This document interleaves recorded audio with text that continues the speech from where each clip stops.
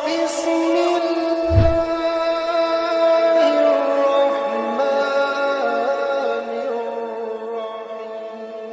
ہمارے بزرگ سے ساتھی فوت ہو گئے تو ان کا بیٹا پی اے میں کیپٹن تھا، جہاز اڑاتا تھا۔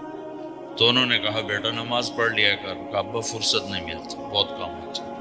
کہا اچھا چلو نماز کے وقت ایک آدمی کو دعوت دے دیا کر، 5 نمازیں ہیں، 5 دفعہ دعوت دے دیا کر۔ وہ کہنے لگا میں دعوت دوں؟ خود تو میں پڑھتا نہیں، دوسرے کو کیسے دعوت دوں؟ کہا بیٹا ایک تو میری مان لے، نماز کا انکار کیا ہے تو یہ تو مان لے کہ چلو کسی کو کہہ دیا کر کہ بھائی نماز پڑھا کرو۔ کہ چلو یہ تو آسان ہے، میں کہہ دوں گا۔ تو اس نے اپنے ابا کی بات مان لی، ہر نماز پہ 1-2 کو کہہ دیتا بھائی نماز پڑھا کرو۔ اس کے والد فوج میں جرنیل تھے، یہ کیپٹن تھا، دونوں کی ملاقات نہیں ہوئی۔ 6 مہینے بعد باپ بیٹا کی ملاقات ہوئی تو دیکھا تو کپتان صاحب کی داڑھی بھی اور ماتھے پہ محراب بھی۔ انہوں نے کہا بیٹا یہ کیا ہوا؟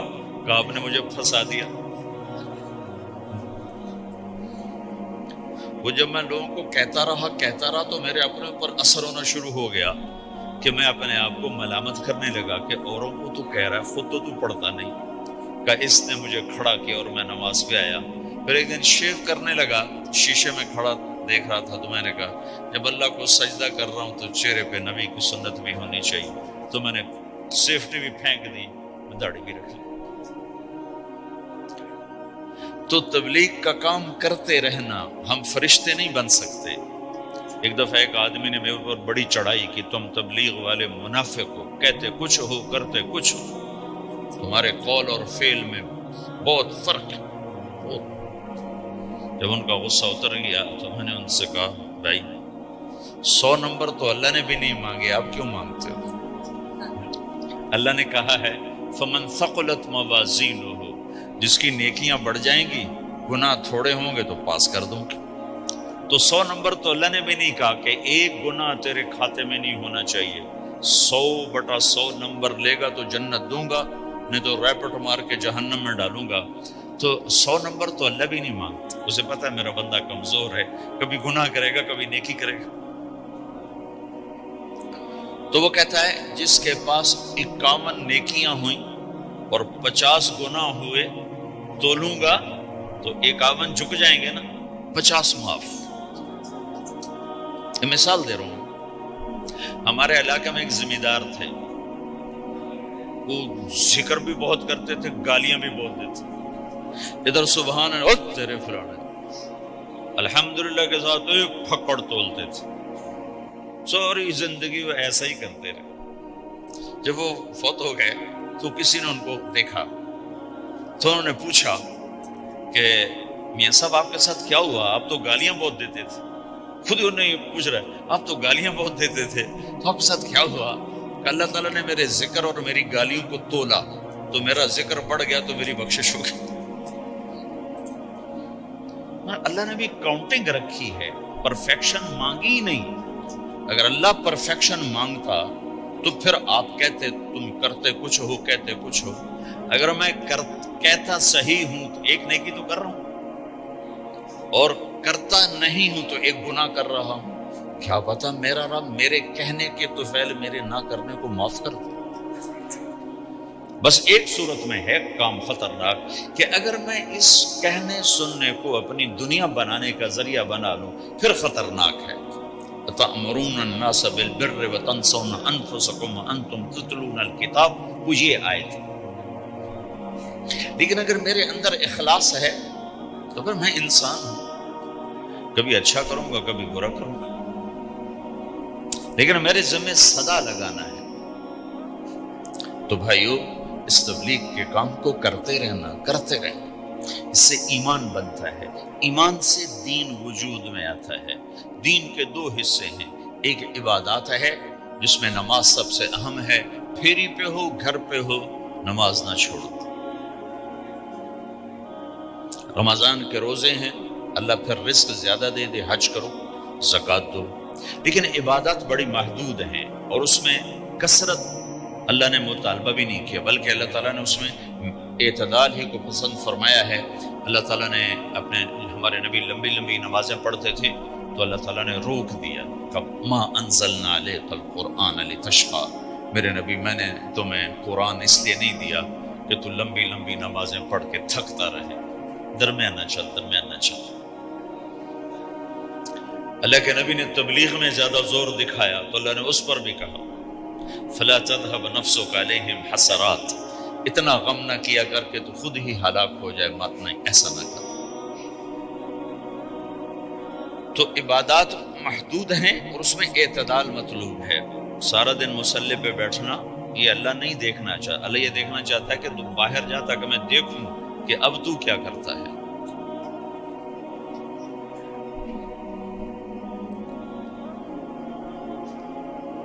دوسرا حصہ اس کا اخلاقیات ہے، آپس کی معاشرت ہے۔ دین جو اثر انداز ہوتا ہے وہ معاشرت سے اثر انداز ہوتا ہے، عبادت سے نہیں، عبادات سے نہیں۔ عبادت تو مسجد کے اندر ہے یا مصلی پر گھر کے اندر ہے، روزہ اندر کی چیز ہے، حج بیت اللہ میں ہے، زکوٰۃ مسلمان کو دی جاتی ہے۔ تو دنیا میں دین پھیلنے کے لیے اور اپنوں کو دین کے قریب کرنے کے لیے جو سب سے بڑا عمل ہے وہ بھائیو اچھے اخلاق۔ یہ دوسرا حصہ میں آج بیان کرنا چاہتا ہوں۔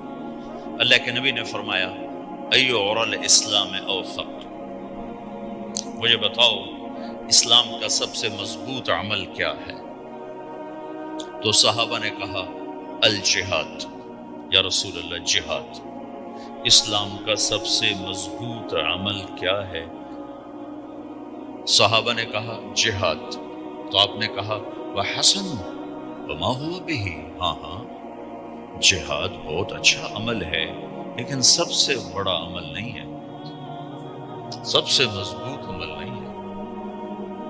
انہوں نے کہا جی الصلاۃ، نماز۔ تو آپ نے کہا ہاں وحسنۃ وما هي بها، نماز بھی بہت اچھی چیز ہے لیکن وہ نہیں جو میں پوچھ رہا ہوں، سب سے اعلیٰ، سب سے اوپر، سب سے مضبوط نہیں۔ انہوں نے کہا جی الحج، حج۔ تو آپ نے کہا حج بھی بہت اچھا عمل ہے لیکن وہ نہیں جو میں نے پوچھا ہے۔ پھر صحابہ نے کہا جی روزہ، آپ کا روزہ بھی بہت اچھا ہے لیکن وہ نہیں جو میں نے پوچھا ہے۔ تو پھر صحابہ نے کہا یا رسول اللہ پھر آپ ہی بتائیں، ہمیں تو نہیں پتا۔ تو ہمارے نبی عبادات سے اوپر لا رہے ہیں، اپنے ساتھیوں کو عبادات پہ قائم کر دیا۔ ہر آدمی نمازی بن چکا ہے، ہر آدمی روزے دار بن چکا ہے، ہر آدمی مالدار زکوٰۃ دینے والا بن چکا ہے، اور ہر آدمی حج کا جذبہ پیدا کر چکا ہے۔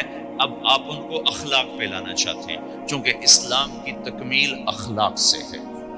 اسلام کو تشبیہ دی گئی ہے گھر کے ساتھ، بنی الاسلام علی خمس، تو بنیا کا لفظ عمارت پر بولا جاتا ہے۔ تو اسلام کی بنیاد میں ہے کلمہ، نماز، روزہ، حج، زکوٰۃ۔ اگر اس مسجد کی بنیادیں بھر دی جائیں تو اس کو مسجد تو نہیں کہیں گے نا۔ ہاں جی بنیادیں ڈال دی ہیں، چھت ڈالنی ہے، جب چھت پڑے گی تو پھر یہ مسجد پھیلائے گی۔ تو اسلام کی بنیاد قائم ہو چکی تھی، اب آپ چھت ڈالنا چاہتے تھے۔ چھت کیا ہے؟ وہ اچھے اخلاق ہیں۔ تو اب آپ ان کو اوپر لا رہے ہیں۔ تو آپ نے جب پوچھا تو انہوں نے وہی کہا جو انہوں نے ابھی سیکھا تھا، نماز، روزہ، جہاد، حج۔ لیکن آپ نے سب کی نفی کر دی، نہیں یہ بھی نہیں، یہ بھی نہیں، یہ بھی نہیں، یہ بھی نہیں۔ اچھا یا رسول اللہ آپ بتائیں۔ تو آپ نے فرمایا ان اوثق عر الاسلام الحب للہ والبغض للہ، اسلام کا سب سے مضبوط عمل وہ آپس میں اللہ کے لیے محبت کرنا ہے۔ اسلام کا سب سے مضبوط عمل وہ آپس میں اللہ کے لیے محبت کرنا ہے۔ اسلام کا سب سے مضبوط عمل وہ محبت ہے، اللہ کے لیے بغض ہے، اللہ کے لیے محبت ہے، یہ اسلام کا سب سے مضبوط عمل ہے۔ تو بھائیو یہ چھوٹا سا معاشرہ اسلامی بن جائے، اس کے لیے بنیاد میں نے پہلے بتا دی، اب چھت بتا رہا ہوں، وہ ہیں اچھے اخلاق۔ اللہ تعالیٰ نے جب ہمارے نبی نے نماز لمبی پڑھی تو اللہ نے کہا درمیانی پڑھو، میں نے ابھی بتایا۔ تبلیغ میں دکھ زیادہ جھیلا تو اللہ نے کہا درمیانہ چلو۔ لیکن جب اللہ کے نبی نے اخلاق بلند کیے، اخلاق، تو اس پر بھی اللہ تعالیٰ فرماتا میرے نبی ذرا اتنا نرم نہ ہو، تھوڑا سا سختی دکھا، آنکھیں دکھا، تھوڑا شوشاں کر دیں۔ تو میرے رب نے کیا کہا؟ واہ، میرے رب نے آپ کے اخلاق کی جیسی تعریف کی ہے، آپ کے کسی عمل کی ایسی تعریف نہیں کی۔ نماز کو کہا معتدل، اعتدال، دعوت کو کہا اعتدال، اور اخلاق کو کیا کہا؟ انک لعلی خلق عظیم، اور اس کو طاقت پہنچائی قسم اٹھا کے، نون، پھر قسم اٹھائی قلم کی جو علم کا ذریعہ ہے، والقلم وما یسطرون، مجھے قسم ہے قلم اور اس کی تحریر کی، ما انت بنعمت ربک بمجنون وان لک لاجرا غیر ممنون۔ ان دو آیتوں کو چھوڑ کر اگلی جو آیت آ رہی، وانک لعلی خلق عظیم، اے میرے محبوب میں قسم اٹھاتا ہوں قلم اور اس کی تحریر کی، تیرے اخلاق بڑے عالی شان۔ یہ نہیں کہا تیرے اخلاق بڑے عالی ہیں، انک لعلی، علا، علا کا یہاں بہت عظیم الشان کردار ہے۔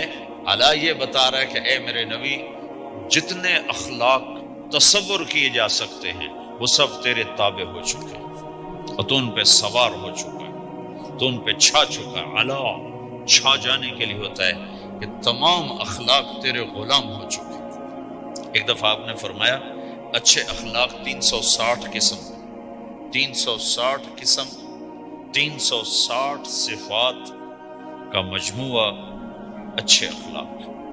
کوئی ایک صفت کسی کو مل گئی تو جنت میں چلا جائے گا۔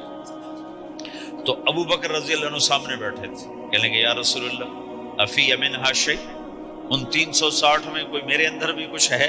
تو آپ نے کہا تیرے اندر سارے کا سارا، کوئی کمی کوئی دور ہے۔ یہ آپ نے اور کسی کو نہیں کہا، صرف آپ نے یہ ابو بکر سے فرمایا کہ ابو بکر تیرے اندر پورے اخلاق 360۔